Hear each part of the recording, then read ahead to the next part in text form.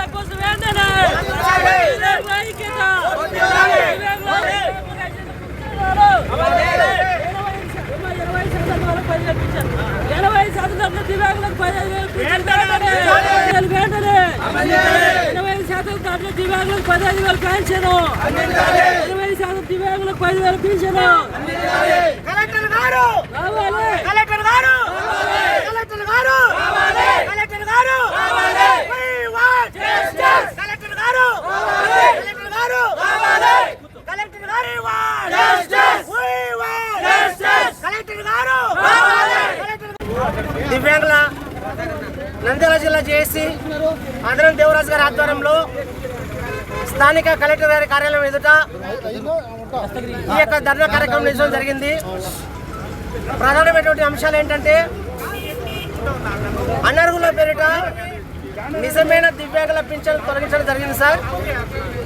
అదేవిధంగా 2016 దివ్యాంగుల హక్కుల చట్టాన్ని పటిష్టంగా అమలు చేయాలని చెప్పేసి సాక్షాత్తు కేంద్ర ప్రభుత్వం సుప్రీంకోర్టు దివ్యాంగులకు పూర్తి స్థాయిగా 2016 హక్కుల చట్టంలో పొందుపరిచిన అంశాలన్నీ ఇవ్వాలని చెప్పేసి ఉంది సార్.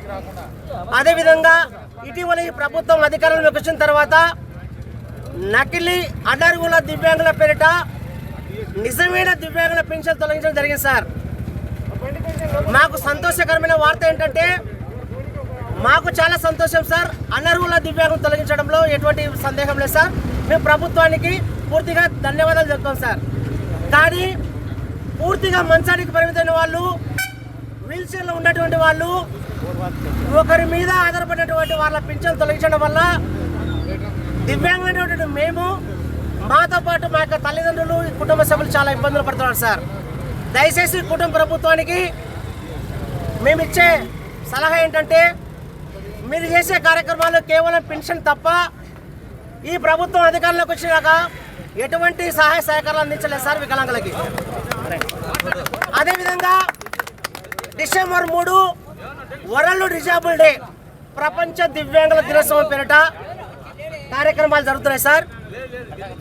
తాలూకాకు 10 బండ్లు దివ్యాంగుల 3 చక్రాలు వాహనిస్తూ ఉంటారు సార్. వాటికి 1,00,000 కారణాలు పెట్టి ఇన్ని సంవత్సరాలు ఉండాలి, డిగ్రీ అయిపోయి ఉండాలి, సెల్ఫ్ ఎంప్లాయ్మెంట్ అయిపోయి ఉండాలి, మీరు ఏదో ఒకటి వ్యాపారం చేస్తూ ఉండాలని చెప్పేసి 1,00,000 కారణాలు పెట్టారు సార్. వాటన్నిటిని తొలగించి వయసుని దృష్టిలో పెట్టుకొని ఏదైతే దివ్యాంగుల హక్కుల చట్టం ప్రకారం ఉన్నాయో బ్యాంకుతో సంబంధం లేకుండా గతంలో గత ప్రభుత్వాలు రుణాలు మంజూరు చేసేసారు. ఇప్పుడు పరిస్థితి బాగలేదు. కనీసం 35 కేజీల ఏవే అంతర్వేషన్ కార్డులు లేవు. బ్యాంకుతో సంబంధం లేకుండా రుణాలు ఇవ్వాలి. ఏదైతే రేపు దివ్యాంగుల 3 చక్రాల వాహనాలు ఉన్నాయో వాటిని నియమ నిబంధనలు లేకుండా ప్రభుత్వం నిజమైన వికలాంగులకు ఇవ్వాలి సార్.